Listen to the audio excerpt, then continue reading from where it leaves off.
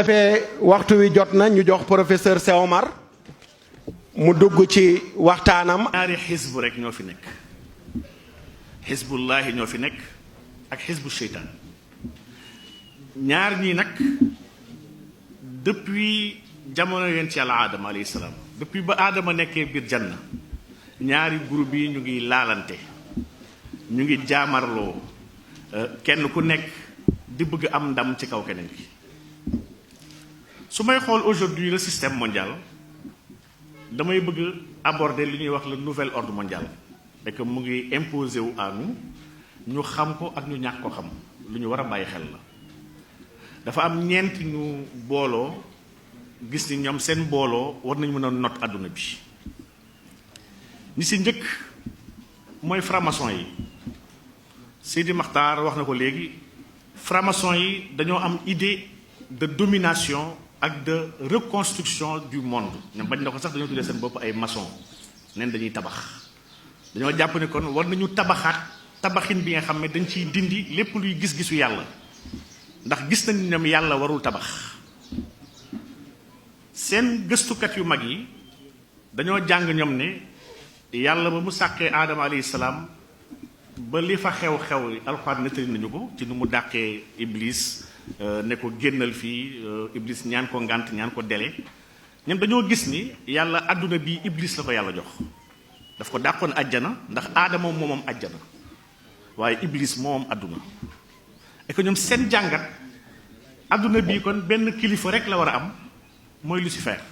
bi nga xam moom la ñu dàqoon àjjana ne ko foofu du sa place ci loolu nag la ñu sukkandiku ñoom gis ni kon Lucifer bëgg-bëggam te mooy ki yenu leer yi moom la ñu war a doxal ci kaw suuf quitte à combattre toute forme de religion lii kon lu ñu war a bàyyi xel la ci suñu ay données. yeneen kuréel yu bokk loolu dégg ngeen jamono bii féministes yi dégg ngeen libertariens yi mooy ñuy wax les libres penseurs lu tax ma leen di tudd dafa am entreprise bu am ci àdduna bi ci soppi l'islam. dama koy wax démb rek ak Sidi Ababacar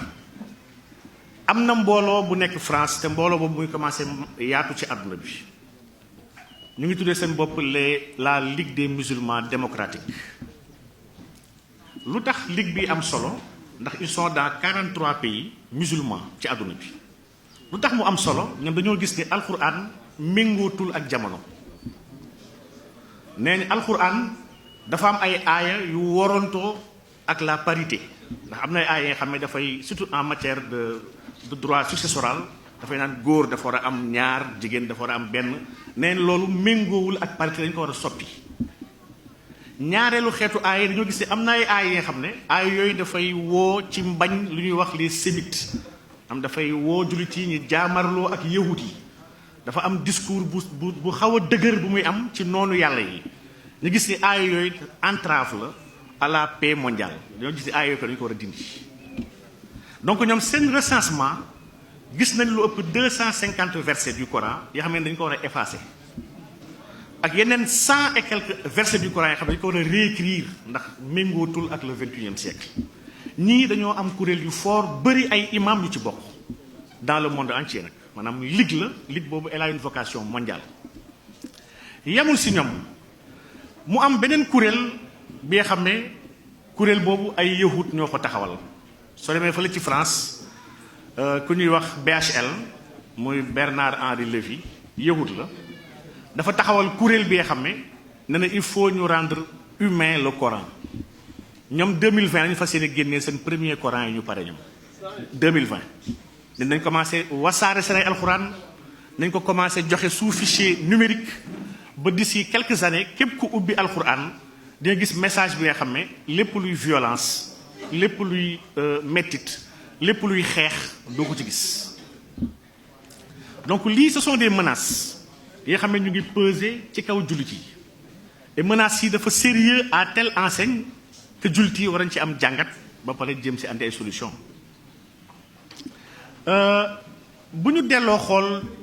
fa am benn jàngkat bu ñuy wax Samuel Huntington xam naa professeur Ndiaye moom dañoo ko xam bu baax donc dafa bind téere tuddee ko The Clash of Civilization tuddee téere bi le choc des civilisations ginnaaw ba ñu génnee deuxième guerre mondiale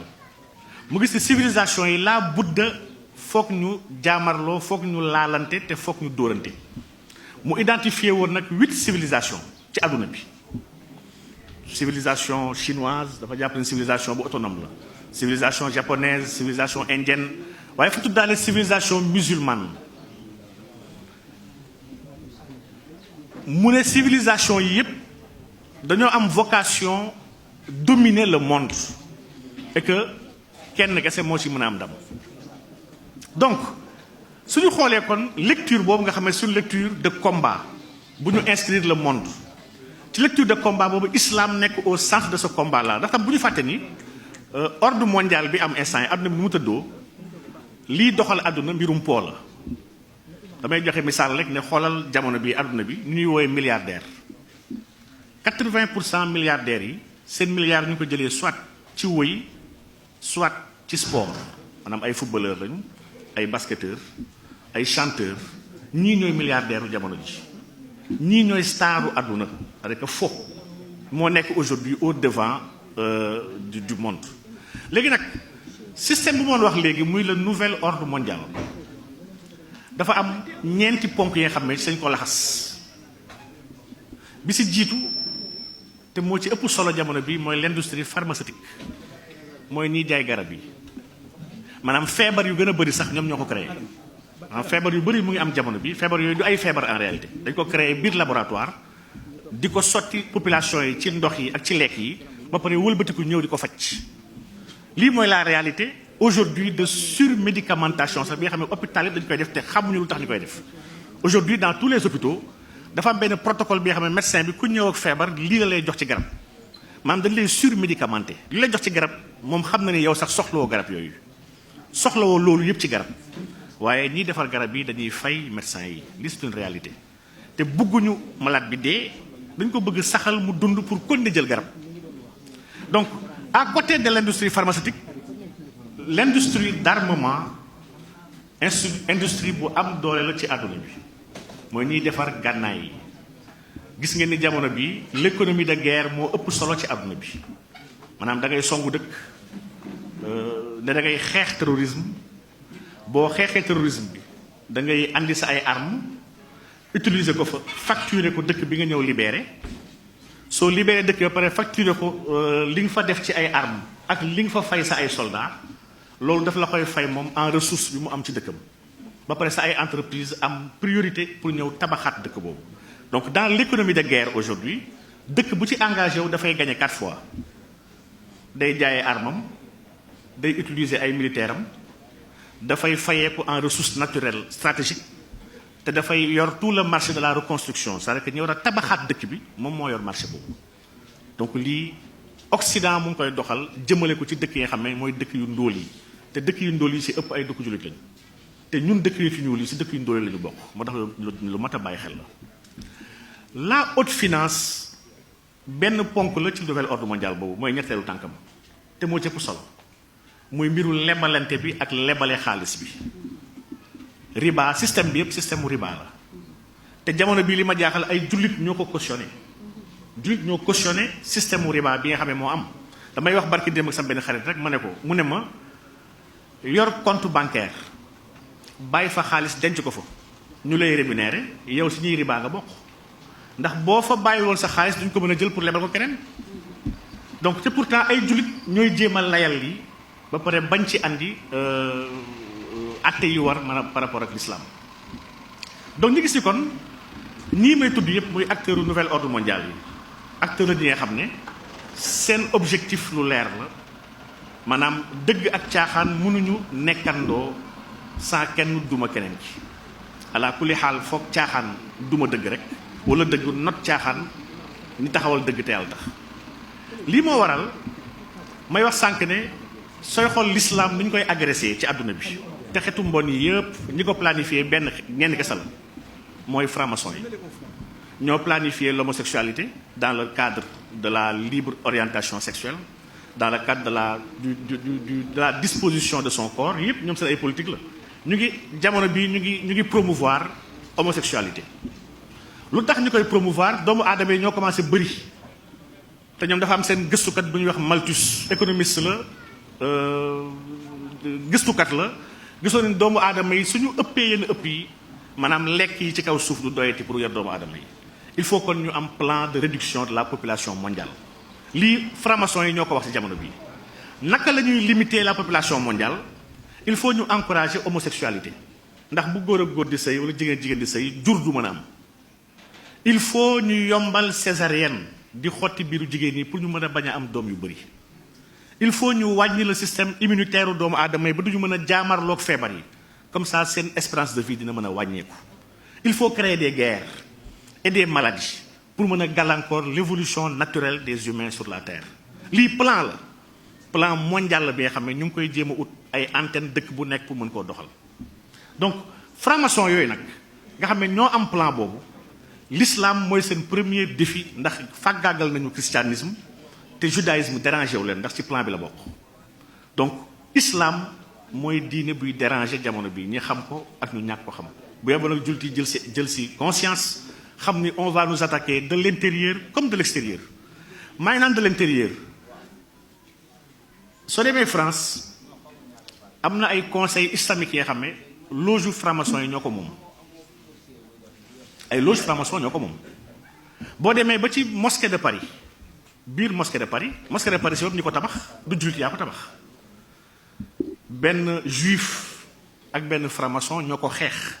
au niveau du Sénat ak au niveau de la commune de Paris pour am terrain bi en subvention naturelle ak pour am un budget de l'État français de 500 000 francs français pour tabax ko donc benn yahut moo ko xeex ku dugg biir mosquée de Paris ku fa mës a dem su fa duggee dina xam ni mosquée bi y a des symboles maçonniques yu nekk dans la mosquée donc lii agression interne la au niveau de l'islam du yem foofu am nañu léegi ay juma biir France yoo xam ne ki koy jiite homosexuel la imam bu siiw la mu ngi tudd imam Mohammed Ludovic Zaïd bind na téere ne moom yonent bi sallallahu alayhi wasallam bu nekkoon ci jamono bii dina marier ay góor jigéen yemu ci jël na ay saxaaba yonent bi sallallahu alayhi wasallam yu bëri mu lim leen ci biir téereem ne ñooñu ay góor jigéen la ñu woon te yonent bi xamoon na ko tuddee ko le Coran et la chair maanaam alquran ak ndawal nga gis ni imam boobu dafa jiite benn mosquée bu mag bi nga xam ne tuddee na ko mosquée inclusive bi nga xam ne pour c'est les LGBT c'est pour les lesbiennes les bisexuels les gays ak les transgenres c'est pas le premier ku ñuy wax Kahina Bahloul jigéen la benn métisse tunisienne la ubbi na une mosquée inclusive en France bi nga xam ne góor ak jigéen dañu war a taxawandoo ci benn même sàppe et que jigéen soxlawul muy muuru pour julli ndax muuru bokkul ci l'islam donc xeetu agression yi nga xam ne ci biir l'islam la dañoo ut ay agents yu leen koy doxalal di jéem a sàppe diine l'islam di ko jéem a tuutil sëñ Maxtaar bu may wax ci temps bi may la ma daalal ci lenn rek ji nga fan yi ñu weesu ñu ngi doon waxu homosexualité au Sénégal drapeau bi dama ragal Sénégal ñu ko xamul woon sax léegi mujjee ñu ko xam drapeau bi muy drapeau bu homosexuels yi tànnal seen bopp muy le drapeau de la communauté LGBTIA drapeau bi 6 couleurs la gis ngeen ni rouge a nekk ci kawam orange topp ci jaune vert bleu ak mauve li tax fan yi ñu jugoon ci drapeau bi artiste boobu ñuy wax Wally Seck dafa sol drapeau bi di def concert Sénégal dafa sol fësal ko ci bés bi nga xam ne jamono yooyu en Europe ñu ngi doon waxu homosexuels yi ak seen ay défilé yuy wax gay pride drapeau bi la sol gis nañu ñëpp ñu ko ndokkeel ci àdduna bi ci ay homosexuels yu nekk France ak yu nekk fii sax Sénégal gis ngeen lii homosexuels yuy doxantu seen gay pride ñoom ñooy yor drapeau bi di ko màggal ndax nee mooy seen signe képp ku ànd ak ñoom moom nga war a yor da nga ko war a fësal ci ay brassard ci ay mbaxane ci ay t-shirt ci ay jean ñëpp ko war a wane fësal ko parce que dañoo war a imposer doomu aadama yi seen existence parce que ñoom dañoo bëgg sëyi seen biir dañoo bëgg dëkk àdduna bi yëpp ñu am fa seen ay àq ak seen ay yelleef maanaam dans 72 pays dans le monde l'homosexualité est toujours punie alhamdulilah Sénégal ci la bokk te Sénégal du ci génn illaa yawmil qiyaam lii ndokkel la bu communauté LGBT yi di ndokkelee Wally Seck ci travers ci Twitter di ko jaajëfal di ko béggee ci fit bu mu am malgré que ñu ngi koy saaga di ko xas ci fësal seen ay couleurs imposé ko Sénégal yi ànd ak ñoom défilandoo ak ñoom seen ay bëgg-bëgg. lu tax ma tudd drapeau bi dafa am alxuraan bu ñu jël defar ko ci drapeau bi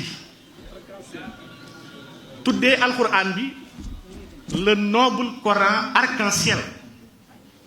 drapeau exact bu góor jigéen lañ ci def ci biir alxuraan bi dama nekk di foo sama mbokk aadama moo ma ko jox pour ma gëstu ko imaam Diop won ko mbooloo bi may foo di xool ne xam ma jël yenn aayaat yi nga xam ne dafay wax ci asxaabu Luut ci suratu Araf aaya 80 ba 84 suratu Huud surat yu yëpp ma koy jël benn par benn di xool aaya yooyu nas bi ci lugatul arabiya laaluñu ko waaye traduction française bi soppi nañ ko maanaam le sens dafa dellu ci jàngale boobu Ludovic waxoon ne góor jigéen araamul ci islam et il défend que Sodome ak Gomorre bu alxuraan tudd te Bible tudd ko yàlla alagu leen ndax dañoo nekk ay góor jigéen waaye fi leen alag parce que ñu doon violer ay gan lii mooy position wu imam Ludovic Zaïk ak yeneen aïma yi nga xam ne dañoo bokk ci kuréelam lii lu grave la ñuy attaquer l'islam dans ses symboles ndax bu ñu fàtte ni islam mun naa wax ni ñett kese mooy l'islam ñett yi mooy pilier l'islam bi si njëkk mooy alquran bu ñu ko commencé attaquer di am projet effacer yenn aaya projet changer yenn aaya projet réécrire le Coran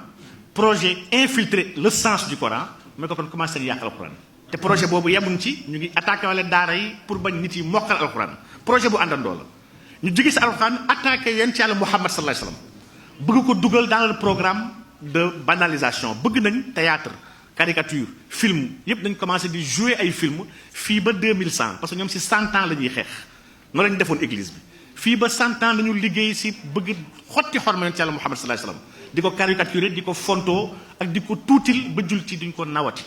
waaye ñetteel ba mooy jullit yi il faut ñu amuser leen foowe leen ba duñu talati seen diine duñu talati seen islam. Soxna dafa mel ni maa ngi si waxtu bi maa ngi tudd di jégalu ci xaw a guddal bi yàlla defal tawfiix defal ñu taysiir jaahi mawlana rasulullah sallallahu alayhi wasallam